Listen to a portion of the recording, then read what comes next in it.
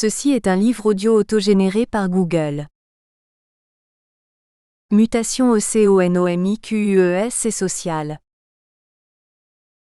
Population Aging and the Long-Term Care Insurance System in Japan. Kenji Kuroda UNIVE RSITEPREFECTORALE d'Osaka. The aging population of Japan has the following features. 1. A drastic increase in the percentage of the elderly spread over the entire population. 2. It is estimated that the percentage of people over 65 will be 26% in 2015 and 36% in 2050. And 3. Although the proportion of three-generation households is large compared with European countries, the number of elderly couples or even elderly persons living alone is rapidly increasing. As a result of the expanding social needs of the elderly, the government introduced the long-term care insurance system in April 2000.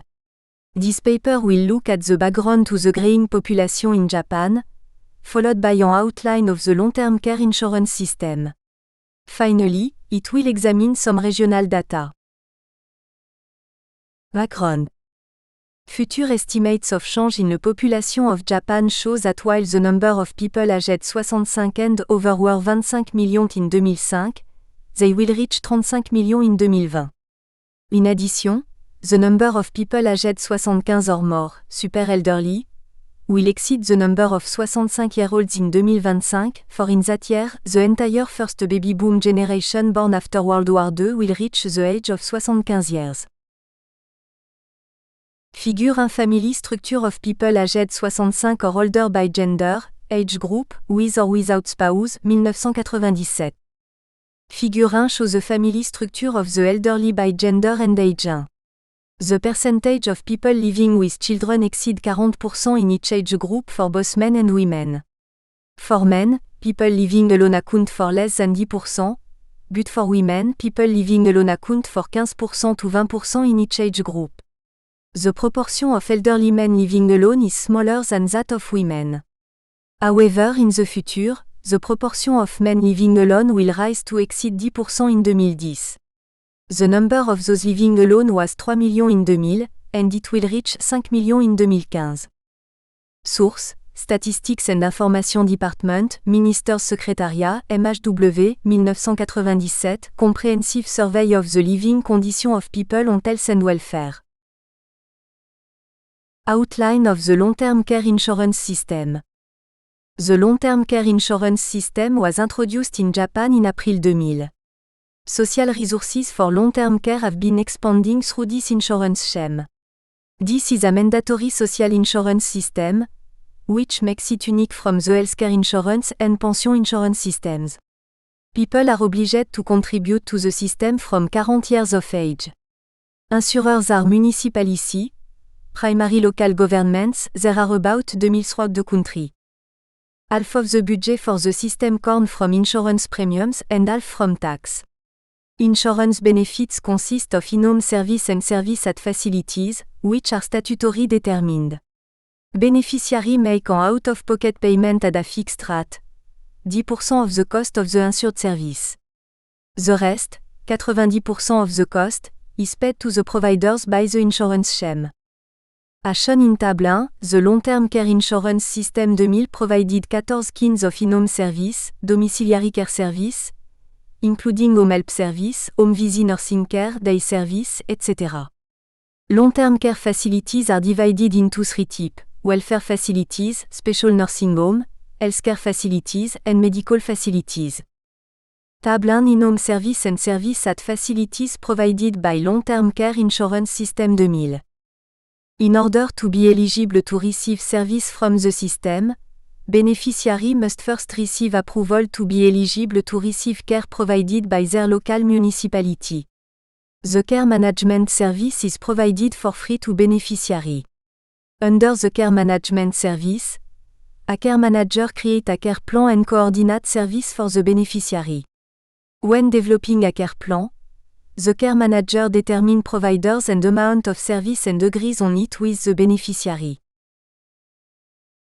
The first 5 years of the System 2, and newly introduced amendments.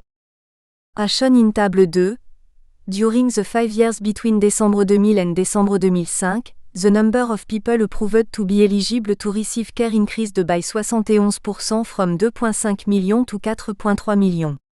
Beneficiary receiving in-home service increased by 103%, and people receiving care in facilities increased by 25%.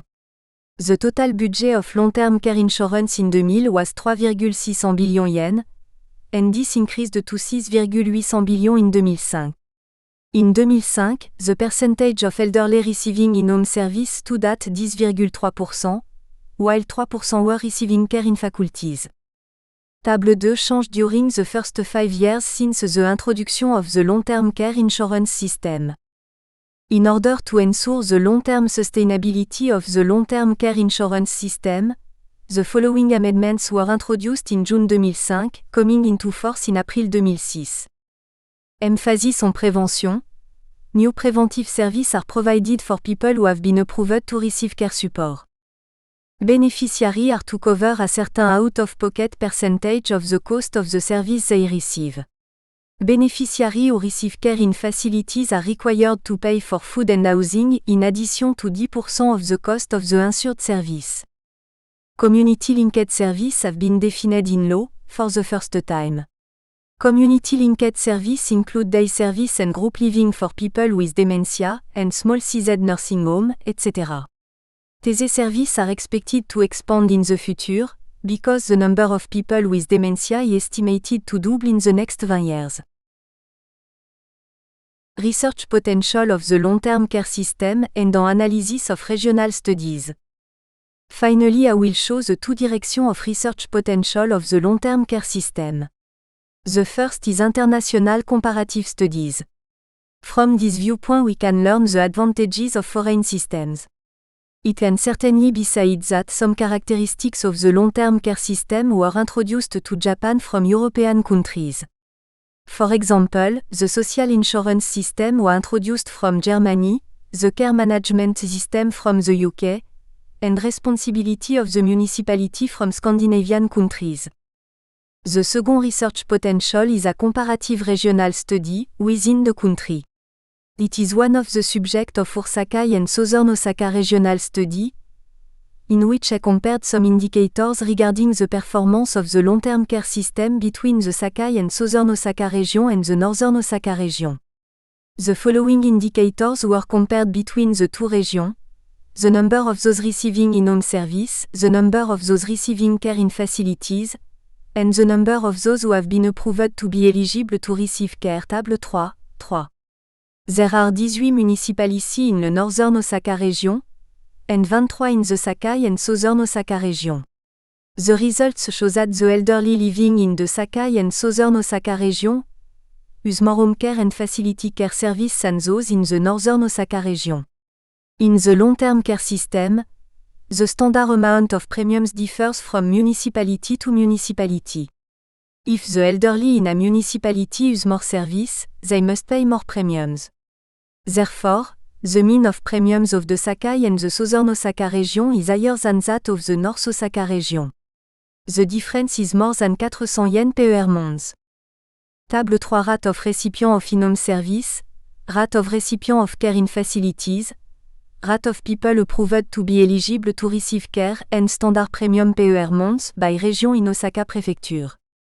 Why in the Sakai and Southern Osaka region is the number of people approved to be eligible to receive care higher than that of the North Osaka region? Although many factors that influence the rate should be considered, one factor may be preventive activities. In order to prevent lifestyle-related diseases such as stroke, every municipality provides health examination to citizens over 40 years old. A correlation coefficient between the rate of people receiving health examination and the number of people approved to be eligible to receive care was calculated, with a result of -0,36 p plus petit que 0,05 among 40 municipalities. There is a tendency that municipalities achieving a higher rate of health examination are likely to have a lower rate of approval for care eligibility. Municipalities in the Sakai and Southern Osaka region in general have a lower rate of health examination. This suggests that preventive activities like health examination programs reduce reliance upon care service. Note and référence.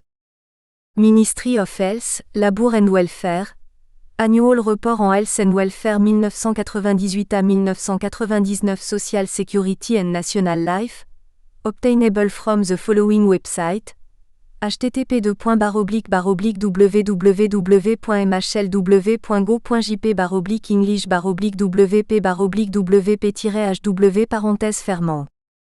Table 2 was prepared by the author. The original data were obtained from the following website of the Ministry of Health, Labour and Welfare, http://topic/topic.mhl.w.go.jp/topic/topic-0103/topic-TP0329-1.html. Table 3 was prepared by the author.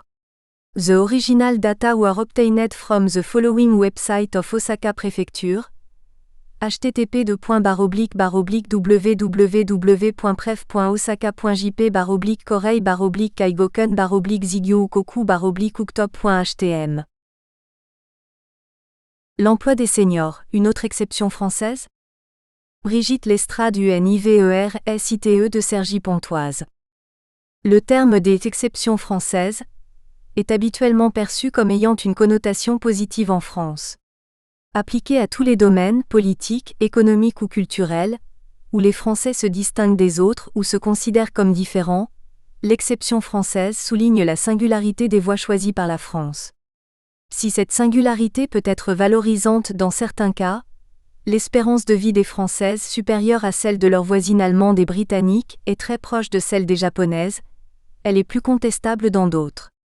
On peut citer l'exemple du système d'éducation supérieure français, dont personne ne songerait à nier la singularité, mais dont la supériorité par rapport aux autres systèmes reste à démontrer. Pitt 2006. Dans le domaine de l'emploi, la situation globale de la France ne diffère guère de la moyenne des pays européens. Un taux d'emploi légèrement inférieur pour les hommes, un taux de chômage avec 9% environ, un peu supérieur, un taux de création d'emplois faible mais positif. Si l'on peut considérer que le domaine de l'emploi constitue, lui aussi, une exception française, ce ne serait pas l'emploi de la majorité des salariés, mais celui des personnes aux deux extrêmes de la période d'activité professionnelle, c'est-à-dire des jeunes et des vieux. Les jeunes en France souffrent d'un accès extrêmement difficile à l'emploi. Dans la tranche d'âge de 16 à 24 ans, le taux de chômage est de 21%, c'est-à-dire plus du double de celui de l'ensemble de la population au travail. Ceux qui décrochent un emploi se voient souvent proposer des CCD ou des emplois saisonniers, jusqu'à ce que enfin, vers la trentaine, ils parviennent à s'installer dans un emploi stable.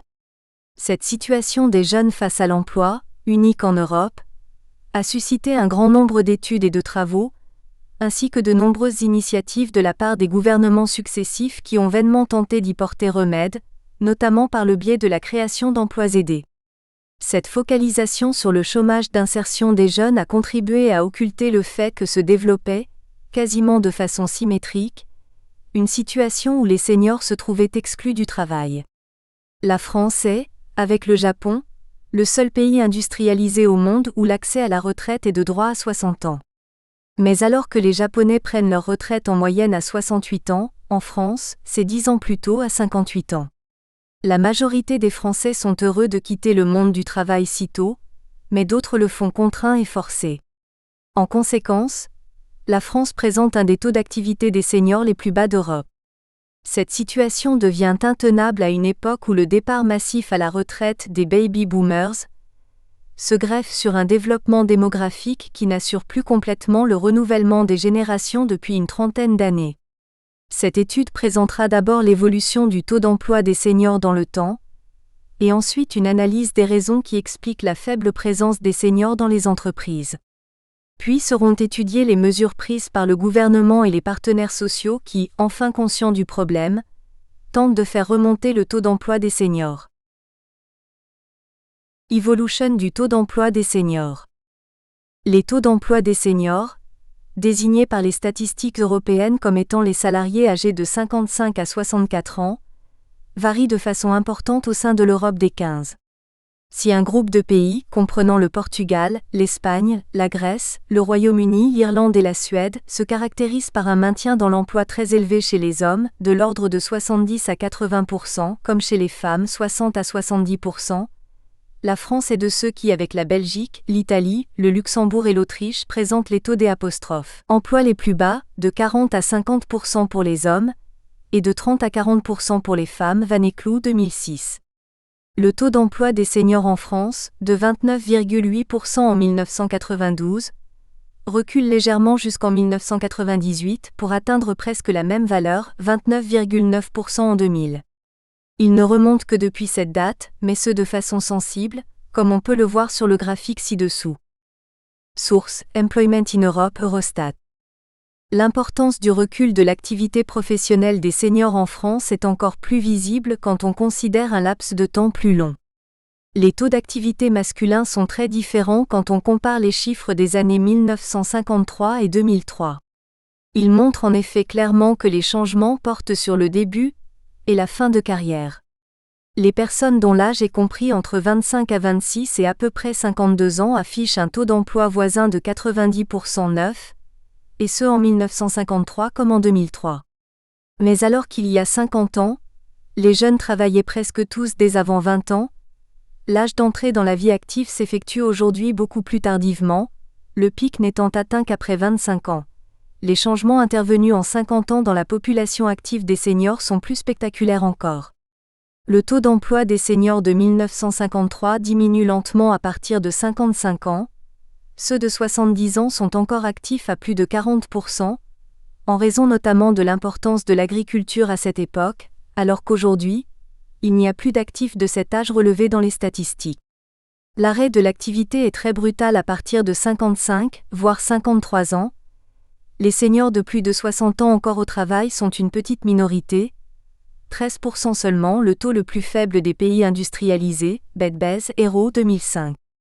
Ce déficit d'actifs entre 55 et 64 conduit à ce que la France ait un taux d'emploi global inférieur à la moyenne européenne, 62,8% comparé à 64,3% pour l'Europe des 15, très loin de l'objectif affiché de Lisbonne qui est de 70%. Pourquoi ce faible taux d'emploi des seniors ? Si le taux d'emploi global est comparativement faible en France, si les seniors participent si peu à la vie active, cela ne résulte pas d'une cause unique. Tous les acteurs de la vie économique y contribuent, l'État, les entreprises, les partenaires sociaux, jusqu'aux salariés eux-mêmes qui ne peuvent pas s'imaginer comment on pourrait avoir envie de travailler au-delà de 60 ans. Cette relative aversion au travail qu'on constate en France plonge ses racines assez loin dans le temps. Au début du XXe siècle, les Français qui en avaient les moyens aspiraient au statut de rentier, c'est-à-dire de pouvoir vivre de ses revenus sans travailler, et ce, si possible, dès l'âge de 40 ans. Le travail n'était pas perçu comme un épanouissement, mais comme une corvée. Cet état d'esprit n'a pas complètement disparu, même s'il se double aujourd'hui d'une justification supplémentaire du retrait anticipé de la vie active. Depuis la fin des Trente Glorieuses et la montée subséquente du chômage, il est en effet admis, tant par l'État que par la société dans son ensemble, que les anciens devaient laisser leur place aux jeunes qui arrivaient en très grand nombre sur le marché du travail. Partir tôt à la retraite était considéré comme un geste en faveur des autres, donc donner bonne conscience. L'État, de son côté, faisait tout pour ancrer dans l'esprit de la population que la gestion des âges était un outil efficace dans la lutte contre le chômage. Lors de l'arrivée au pouvoir de François Mitterrand, l'âge légal du départ à la retraite a été ramené de 65 à 60 ans, mesure très populaire qui officialisait en quelque sorte le fait que l'âge effectif de départ ne cessait de baisser depuis les années 70. En outre furent introduits de nombreux dispositifs de pré-retraite financés par l'État, qui permettaient à certains salariés de partir avant 60 ans. Ils pesaient certes sur les finances publiques, mais les départs anticipés permettaient au pouvoir public d'afficher une réduction du nombre de chômeurs comptabilisés. À côté des mesures prises par l'État pour réduire de façon volontaire le nombre de seniors au travail, il en existe aussi certaines qui, destinées à les maintenir dans les entreprises, ont au contraire conduit à les en éloigner.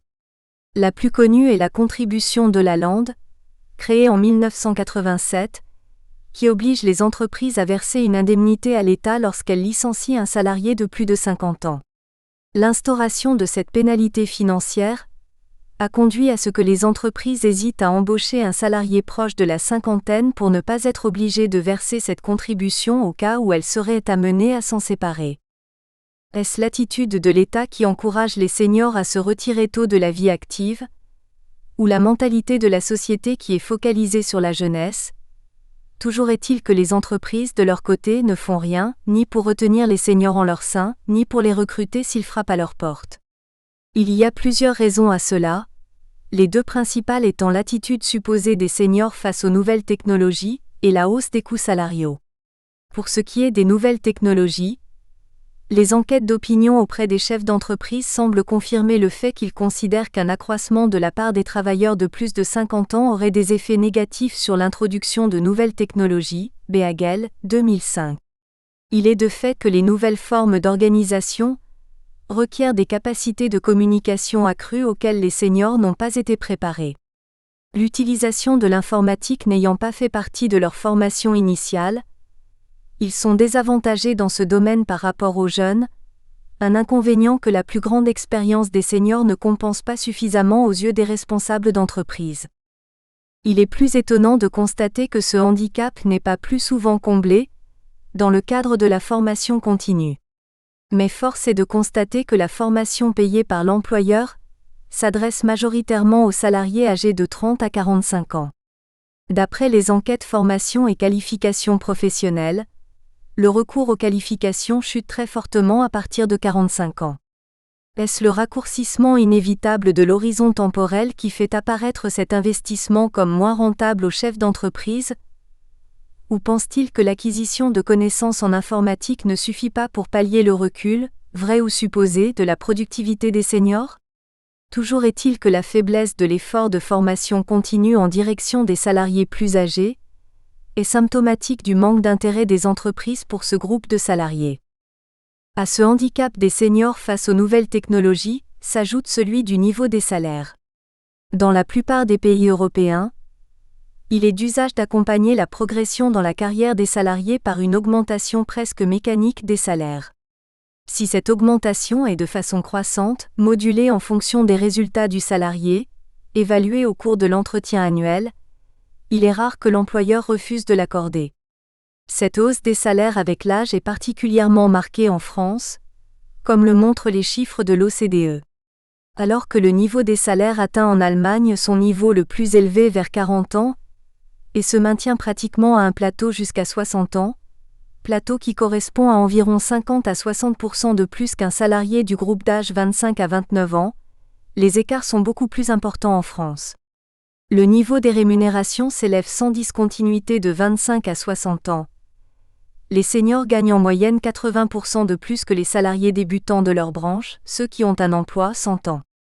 L'aspect financier joue donc également en défaveur des seniors, ce renchérissement de l'emploi contribuant à maintenir les demandeurs d'emploi âgés au chômage, car il coûte nettement plus cher à l'entreprise au recrutement pour effectuer des tâches analogues. Si donc les seniors qui ne sont pas poussés à la pré-retraite par des entreprises désireuses de rajeunir leur personnel, jouissent d'une situation financière et d'un déroulement de carrière confortable, il est particulièrement difficile pour ceux qui sont au chômage de se réinsérer dans la vie active. Car il existe une autre spécificité française qui tente à les défavoriser, à savoir les procédures de recrutement des entreprises. Les entreprises françaises ont tendance à formuler leurs offres d'emploi très différemment comparées à celles qui paraissent dans d'autres pays européens, Marcher Ryoko 2005. Alors qu'en Grande-Bretagne, en Espagne et en Allemagne, on précise clairement les tâches à accomplir par le candidat au recrutement, les entreprises françaises se bornent à définir ce qu'ils en attendent en termes de formation, de durée d'expérience, d'apparence. De nombreuses offres d'emploi précisent la nécessité d'envoyer une photo et bien entendu d'âge. Dans la mesure où les offres d'emploi, publiées dans les journaux ou sur Internet, font souvent l'impasse sur les attentes des entreprises en termes de compétences réelles et non formelles, les candidats à l'embauche ne peuvent envoyer des candidatures ciblées. Ce qui les conduit à multiplier les envois aux entreprises dans l'espoir de décrocher un entretien d'embauche. Or, les entreprises, inondées de candidatures qui n'ont souvent qu'un rapport lointain avec le profil recherché, ont tendance à procéder à une sélection par des critères simples. Trop jeune, trop vieux, nom à consonance étrangère, adresse indiquant un quartier difficile, etc. L'âge est un facteur particulièrement discriminant, ce que montrent les précisions concernant l'âge dans les annonces. La quasi-totalité indique un âge compris entre 30 et 40 ans, souvent entre 30 et 33 p par exemple. Une étude de la DARES confirme cette discrimination des seniors à l'embauche. 50% des femmes de plus de 40 ans au chômage n'ont obtenu aucun entretien d'embauche. Qu'il s'agisse des barrières qui se dressent devant les seniors au chômage ou de l'ambiance peu favorable dans les entreprises, toujours est-il que les Français de plus de 50 ans ont, par un effet de miroir, intégré la notion que le marché du travail ne les concernait pas ou plus vraiment. Puisque les entreprises les considèrent comme moins aptes au travail que les jeunes, ils ont tendance à se considérer eux-mêmes comme usés et souhaitent, majoritairement, partir à la retraite le plus tôt possible. Non seulement la retraite à 60 ans, anachronisme à l'heure actuelle, n'est pas mise en cause, en dépit des problèmes financiers qu'elle implique déjà pour les individus et pour la société, mais si la possibilité d'une pré-retraite est offerte encore avant l'âge de 60 ans, elle est presque toujours saisie par la population concernée. On constate donc en France une certaine connivence entre l'ensemble des acteurs pour limiter la participation des seniors à l'emploi, souvent avec l'accord de ces derniers qui ne sont que trop heureux de pouvoir se soustraire à un environnement professionnel perçu comme de plus en plus stressant. C'est ainsi que, en dépit d'une légère remontée depuis quelques années, les seniors français partent à la retraite très tôt, un des départs les plus précoces en Europe, comme le montre le tableau ci-dessous, à 58,9 ans en moyenne. Tableau numéro 1. L'âge de départ à la retraite dans certains pays européens. Source, Eurostat 2004. Un autre résultat de cette politique est la très grande difficulté des seniors à retrouver un emploi s'ils se trouvent au chômage. Deux éléments pour illustrer cette difficulté. La durée moyenne au chômage est de 239 jours chez les 25 à 49 ans en 2004, mais elle atteint 402 jours chez les plus de 50 ans. Ils sont donc surreprésentés dans les statistiques du chômage de longue durée, comme le note l'INSEE dans son rapport sur les comptes de la nation 2005 à 2006. Il souligne par ailleurs que parmi les personnes embauchées depuis moins d'un an, les plus de 50 ans ne représentent que 6%, alors qu'ils constituent un sixième des chômeurs et un quart de l'emploi. Si cette situation crée des difficultés sur le plan individuel, elle constitue une menace pour la cohésion de la société. Le gouvernement français en a pris conscience, plus tardivement que dans d'autres pays, les pays scandinaves notamment, mais depuis 3 ans, des mesures en faveur de l'emploi des seniors font leur apparition. Les réactions tardives mais réelles. Il y a plusieurs raisons à ce changement d'orientation. Depuis la fin des 30 Glorieuses et l'envolée du chômage, les gouvernements successifs s'étaient évertués à multiplier les mesures d'encouragement au retrait des seniors de la vie active pour laisser leur place aux jeunes. Or, cette politique est un échec, le taux de chômage des jeunes en atteste. Pousser les anciens hors du marché de l'emploi n'a manifestement pas contribué à favoriser l'insertion des jeunes générations de salariés.